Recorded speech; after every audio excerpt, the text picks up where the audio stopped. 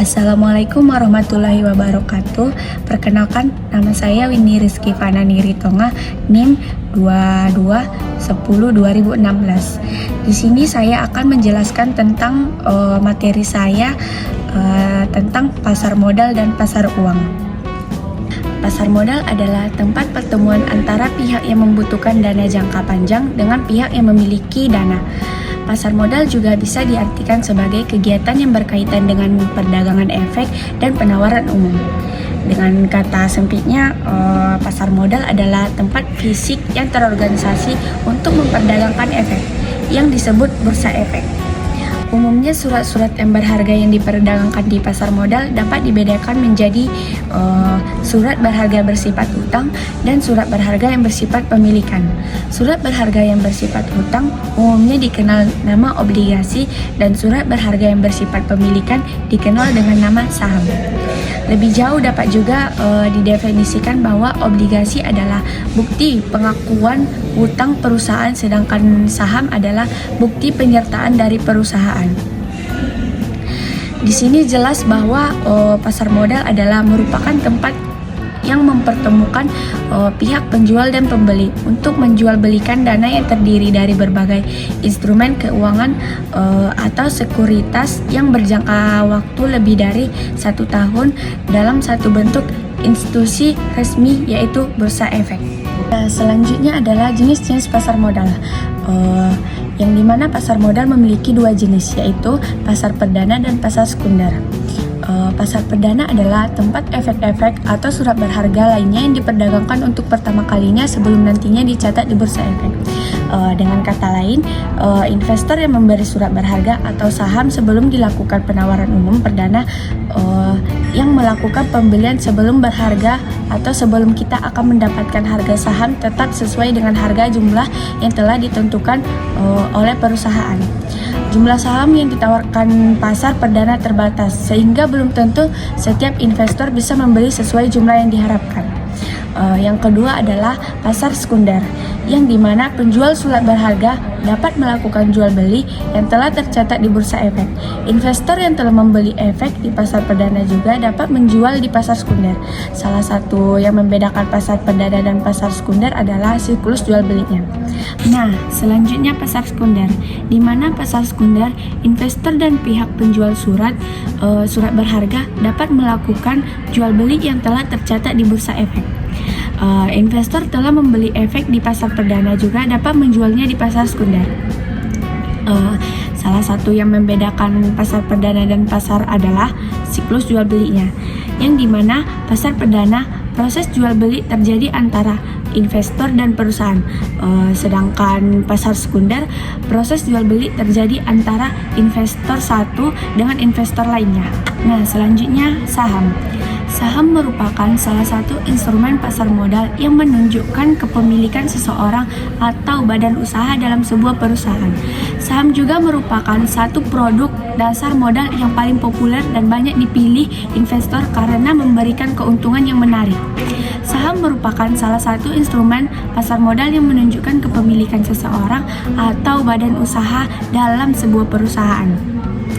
Saham merupakan salah satu produk pasar modal yang paling populer dan banyak dipilih. Salah satu yang menunjukkan kepemilikan seseorang atau badan usaha dalam sebuah perusahaan adalah saham, yang dimana modal paling populer dan banyak dipilih oleh investor yang memberikan keuntungan menarik. Saham merupakan kertas tercantum dengan jelas nilai nominal, nama perusahaan, dan diikuti dengan hak dan kewajiban yang telah dijelaskan kepada setiap pemegangnya. Salah satu manfaat utama saham adalah kemampuan beradaptasi mereka sebagai sarana investasi panjang jangka pendek. Investor yang menggunakan saham sebagai investor jangka pendek biasanya dapat mengantisipasi keuntungan finansial dari selisih antara harga jual dan harga beli. Ada beberapa jenis saham, yaitu saham biasa. Saham biasa adalah jenis saham yang paling umum yang memberikan kepemilikan atas suatu perusahaan kepada pemegangnya. Nah, selanjutnya adalah jenis-jenis saham, di mana saham memiliki 2 jenis, yaitu saham biasa. Saham biasa adalah jenis saham umum yang memberikan kepemilikan atas suatu perusahaan kepada pemegangnya.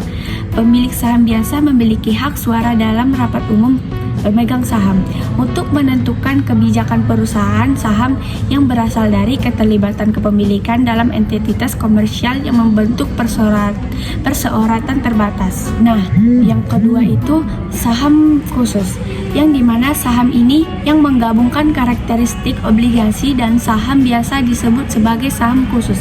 Pemilik preferred yang memiliki hak pembayaran dividen yang berbeda dari pemegang saham biasa. Selanjutnya adalah pasar uang. Pasar uang adalah suatu tempat pertemuan abstrak di mana para pemilik dana jangka pendek dapat menawarkan kepada calon pemakai yang membutuhkan baik secara langsung maupun melalui perantara.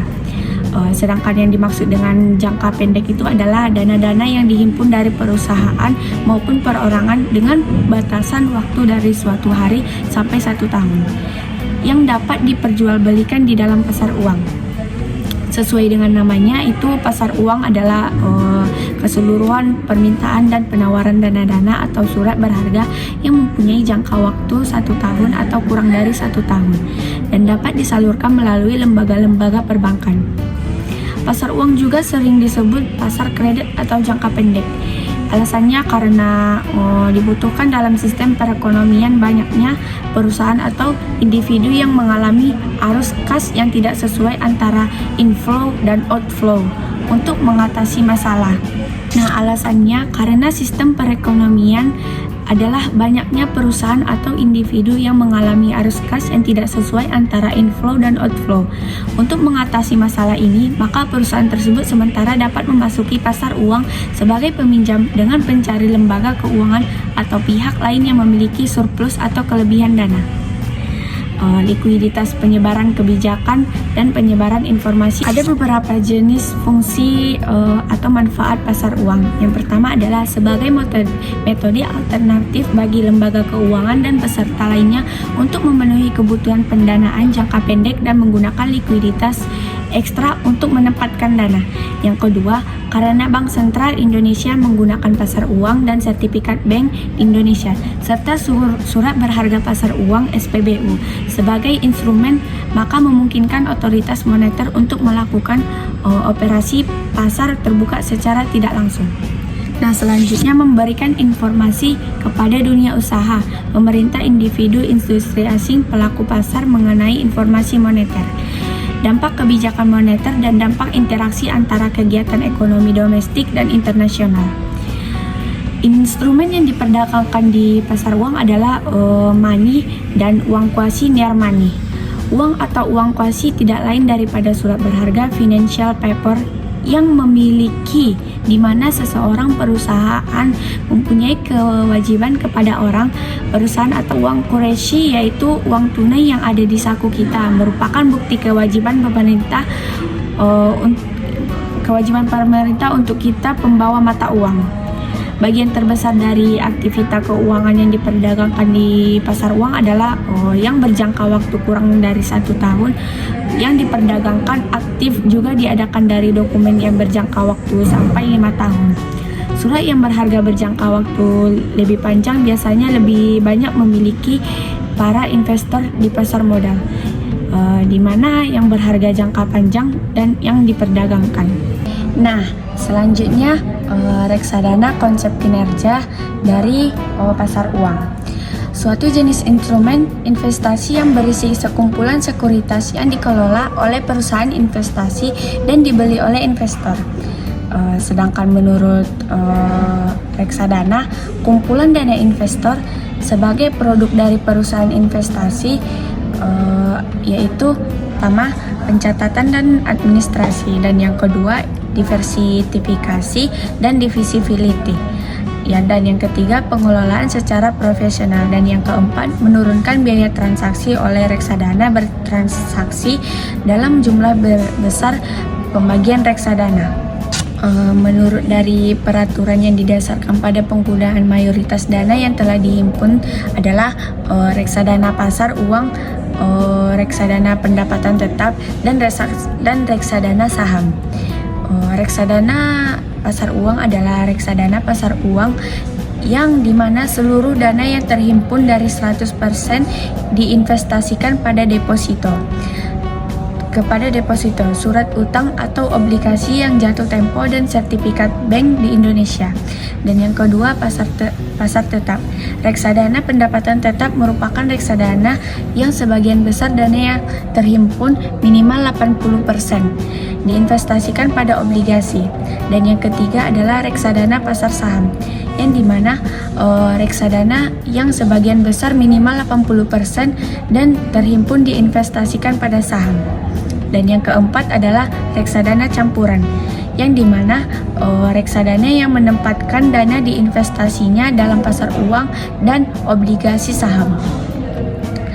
Regulasi pasar uang juga memiliki seperangkat aturan dan kebijakan yang ditetapkan oleh otoritas moneter dan biasanya bank sentral untuk mengatur dan mengawasi aktivitas perdagangan instrumen keuangan jangka pendek.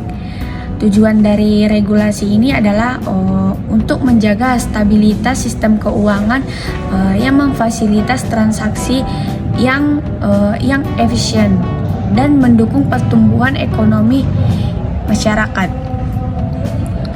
Ada beberapa faktor regulasi uang adalah yang pertama itu stabilitas sistem keuangan, yang dimana regulasi membantu dan mencegah terjadinya krisis keuangan dengan memastikan likuiditas yang cukup di pasar dan mengurangi sistematik risiko, menjaga kepercayaan investor. Yang kedua adalah efisien, yang dimana aturan jelas, transparan, memudahkan pelaku pasar dalam melakukan transaksi sehingga meningkatkan efisien alokasi dana. Dan yang ketiga adalah pertumbuhan ekonomi, yang dimana pasar uang yang sehat dan terkendali mendukung pertumbuhan ekonomi dengan menyediakan pembiayaan jangka pendek bagi pelaku usaha.